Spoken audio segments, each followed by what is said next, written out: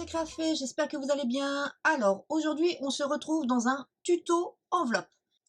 Et donc, si vous vous souvenez, il n'y a pas longtemps, je vous ai proposé le tuto de cette jolie carte sur le thème de mariage. Aujourd'hui, nous allons réaliser une enveloppe pour une carte qui est très longue, mais je dirais aussi qui est aussi un petit peu large, parce que pour celle-ci, hein, vous voyez, j'avais pris quand même un cercle assez large, donc je vais prendre ma règle pour vous dire. Donc en fait, on se retrouve quand même avec une carte en largeur qui est à peu près de 13 cm sur une longueur de 21 cm. Donc on va faire une carte qui est pour, on va faire une enveloppe, je veux dire, pour une carte qui fasse 13 sur 21. Donc vous allez voir, hein, si vous me suivez et que vous avez l'habitude de faire mes tutos enveloppes, c'est très simple, on va toujours appliquer la même technique, simplement je vais vous donner les bonnes mesures. Alors je rappelle, surtout pour les petits nouveaux qui me suivent, et j'en profite pour remercier toutes les personnes qui se sont abonnées dernièrement, mais aussi toutes les personnes qui me suivent depuis le départ, et aussi pour toutes les personnes qui me laissent des commentaires ou des petits pouces. Merci, super, c'est vraiment génial. Donc je le rappelle, je n'ai pas de formule miracle pour faire des enveloppes. Alors surtout les enveloppes comme je vais vous proposer là, parce que en fait j'utilise un matériel avec lequel je fais normalement mes enveloppes. Et après l'avoir utilisé, je regarde quelles sont les dimensions et que l'appareil a fait pour que je puisse faire mon enveloppe. Alors l'appareil, c'est une punchboard. Donc moi, j'ai la punchboard 1, 2, 3, mais elle existe uniquement pour les enveloppes. Donc en fait, je fais mon enveloppe avec ça au départ. Et en fonction de toutes les cotes que ça m'a créé, et ben moi, je vous refais un tuto manuel. Alors après, je vous ferai quand même, parce que ça, par contre, c'est facile à faire, c'est facile à calculer, c'est facile à adapter. Donc je vous ferai cet été un tuto enveloppe que vous pourrez facilement adapter à vos cartes. Simplement, ce ne sera pas une enveloppe de ce format-là. Ce sera une enveloppe, vous savez, un peu comme les enveloppes chèques. Les enveloppes à fenêtre chèques, sauf qu'elles n'auront pas de fenêtre, où on a le petit rabat-long. Donc ça, par contre, c'est hyper facile pour pouvoir faire des enveloppes à n'importe quel format. Donc je vous donnerai la technique. Comme ça vous permettra après de vous débrouiller tout seul dès le moment où vous voulez faire une enveloppe. Mais ça ne sera pas l'enveloppe avec le beau triangle derrière. Donc, si vous avez envie de faire une enveloppe de grande capacité en largeur et quand même de belle capacité en hauteur, eh ben, je vous invite à regarder la suite de la vidéo. Alors, pour réaliser notre enveloppe, nous avons besoin de très peu de choses. Donc, si vous me suivez, vous avez déjà fait les enveloppes, vous savez de quoi je parle. Pour ce genre d'enveloppe, voilà, ce genre d'enveloppe, on part toujours d'un carré. Donc, il vous faudra un carré pour celle-ci de 28,3 cm. Alors, petite précision, parce que parfois, certains d'entre vous me disent « Oui, mais les enveloppes sont pas pile-poil à la taille de la carte. » C'est normal, pour deux raisons. Parce que, en règle générale, on fait toujours une enveloppe de façon à ce qu'en haut, il y ait toujours un petit peu de marge pour pouvoir y glisser et la retirer. La deuxième chose, ça permet aussi sur les côtés, comme vous voyez moi ici, j'ai des petits éléments, ça permet qu'ils ne vont pas être trop comprimés et donc être abîmés. La troisième chose, c'est que souvent on fait un petit peu d'épaisseur et le fait d'avoir une enveloppe un tout petit peu plus large et un tout petit peu plus haute, ça va permettre de prendre en compte cette épaisseur et de faire en sorte que notre carte ne soit pas comprimée à l'intérieur. Donc là, vous voyez, bien sûr, elle est un peu plus grande, mais si je la mets, je n'ai aucun souci, elle rentre et tout. Et vous voyez là, j'ai cet effet d'épaisseur qui est très bien pris en compte. Et quand je vais fermer, ça ne posera pas de problème. Donc les enveloppes sont toujours un petit peu plus larges et plus hautes que la carte que je vous propose. Mais ce qui fait que justement, de cette manière, ça vous permet de pouvoir l'utiliser avec des cartes un tout petit peu plus grandes. Donc là, vous pourriez... En fait, notre enveloppe, elle va faire à peu près 23 cm sur... attendez, elle va faire 14,5 sur 22,5. Donc en fait, on a 1,5 de chaque côté, donc ça fait 75 mm de chaque côté de marge. Et si vous vous souvenez, il nous fallait du 13, on est à du 14,5, donc en fait on a 1,5 cm de plus en haut et en bas, et ça permet vraiment, vous voyez, de bien aller la chercher et de ne pas avoir de problème, qu'elle soit un peu étriquée à l'intérieur. Donc celle-ci, je l'ai fait comme je vous ai dit avec ma punchboard. Maintenant, on va faire avec la méthode manuelle.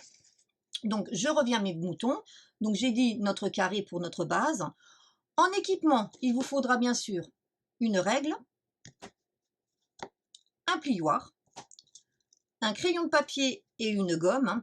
Vous le savez, je vous déconseille toujours de prendre les petites gommes qu'il y a sur les Critérium parce que souvent, eh ben, elles font plutôt des marques qu'autre chose. Le petit outil à embosser, vous savez, avec la petite bironde au début, au bout, là. Voilà. Et bien évidemment, une paire de ciseaux et de la colle. Donc, matériel assez basique, à part ça.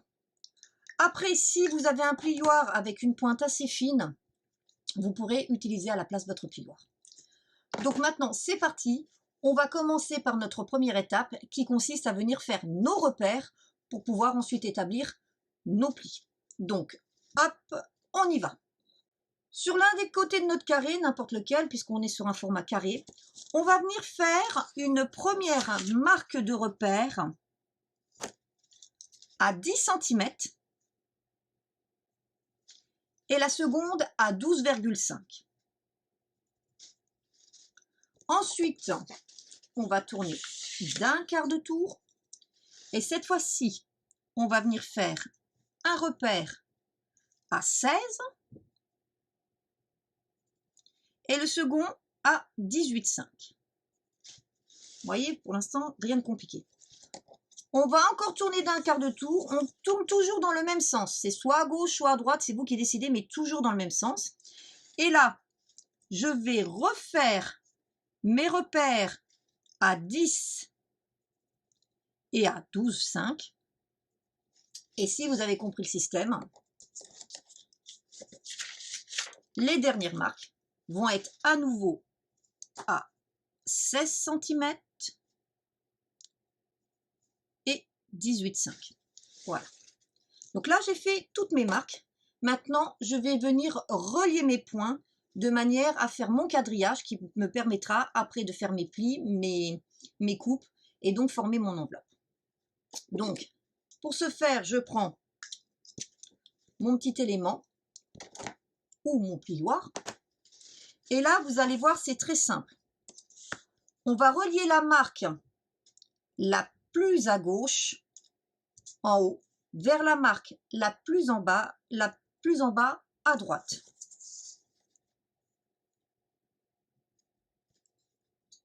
Donc vous voyez, alors attendez, là vous ne voyez pas très bien. Là j'ai une marque, là j'ai une marque, là j'ai une marque, là j'ai une marque. Je vais prendre celle-ci, là j'ai la deuxième, je prends la première. Et je vais descendre pas ici, mais à celle d'en dessous.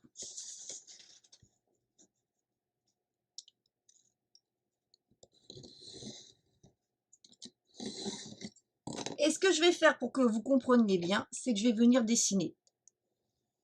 Voilà. Voilà, on va venir faire ça. Ensuite, on fait un quart de tour et on refait exactement la même chose. On prend la première jusqu'à la deuxième.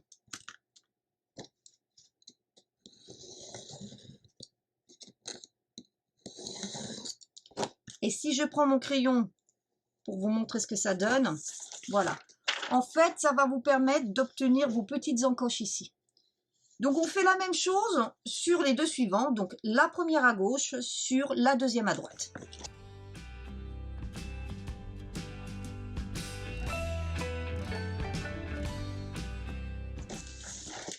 Donc, voici à la fin ce que l'on obtient. Donc, je vous ai mis les marques de trait pour bien que vous vous rendiez compte parce que j'ai un papier très clair. Et vous voyez, si je mets au-dessus, on est bien à la même chose. À peu près. Alors, à peu près. Il faut savoir que entre la punchboard et les repères que je fais, ça peut changer un tout petit peu au niveau des millimètres. Mais si je prends ma carte, vous voyez, elle rentre impeccablement dedans. On voit bien tout l'entourage. Il n'y a pas de problème, elle ira dedans. Donc maintenant, eh ben, je marque tous mes plis.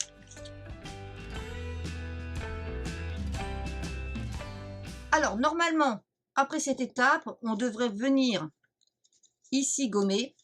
Bon, comme moi, là, c'est un brouillon et puis que j'ai mis du crayon de papier partout, je dirais que je vais rien gommer puisque, en fait, cette enveloppe, moi, je vais pas m'en servir. Là, j'ai pris un papier imprimante. Normalement, on travaille avec du cardstock. Donc, l'étape suivante, c'est on va venir couper ces petites encoches. On va venir couper les 4.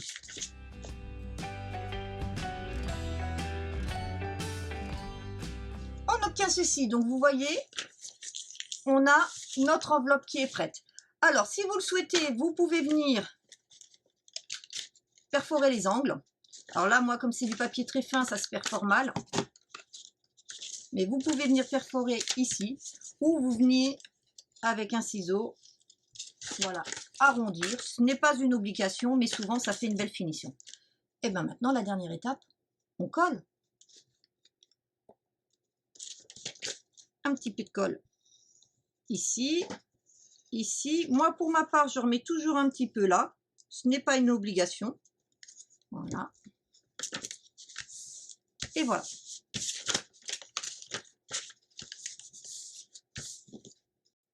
Notre enveloppe est donc terminée. Vous avez vu, c'est très simple, c'est très rapide.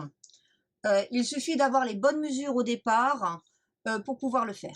Je n'ai pas de solution miracle pour vous donner les mesures. Je sais qu'il y a des personnes qui utilisent d'autres techniques plus manuelles que celle-ci. Moi, elles ne me conviennent pas du tout. Je vous le dis tout de suite, c'est ce que j'avais testé au début, j'ai trouvé pas ça très très bien. Donc moi, je préfère prendre celle-ci. Maintenant, vous êtes libre d'aller regarder ce que font les autres personnes et de prendre celle qui vous convient. Donc ensuite, à choisir, vous pouvez mettre ici du double face. Si jamais vous n'allez pas envoyer votre carte tout de suite, vous avez préparé des cartes et vous les mettez de côté, voilà. Ou de la colle si, voilà, votre carte, vous allez l'envoyer tout de suite. Donc je vous remonte ici ma carte. Donc vous voyez, aucun souci, elle rentre dedans. Pas de problème pour la fermer et elle prend bien en charge l'épaisseur de ma carte. Donc c'est ce qui vous permet quand même aussi de faire des cartes de belle épaisseur. Alors attention, l'épaisseur est relative. Si vous venez à y mettre par exemple ce style de choses, non, ça n'ira pas. Il faut partir sur des enveloppes un peu type à souffler. Là je suis en train d'essayer de travailler sur un prototype, mais en ce moment j'ai pas beaucoup de temps à accorder au scrap, donc j'ai pas encore réussi à le faire. Mais ça, c'est quelque chose que je vais vous faire dès que je trouverai un petit peu plus de temps pour pouvoir travailler sur le prototype. Donc un tuto pareil d'enveloppe à souffler qui vous permettra aussi de l'adapter en fonction des mesures de vos cartes et de vos épaisseurs. En fait, je vais essayer de vous donner un tuto qui vous permet d'avoir des instructions vous permettant de vraiment le modifier. Donc j'espère que cette petite vidéo vous aura plu. N'hésitez pas dans les commentaires parfois si vous souhaitez donc des enveloppes. Alors, je le rappelle, ce ne seront jamais des enveloppes tip-top aux tailles de votre carte. Elles seront toujours un tout petit peu plus larges ou un tout petit peu plus hautes, mais elles vous permettront sans problème d'y glisser votre carte. Donc n'hésitez pas à m'envoyer. Après, le problème, c'est que, comme je vous dis, mes activités professionnelles en ce moment me prennent beaucoup de temps, week-end compris, et donc je serai beaucoup moins réactive que d'habitude pour pouvoir vous proposer quelque chose.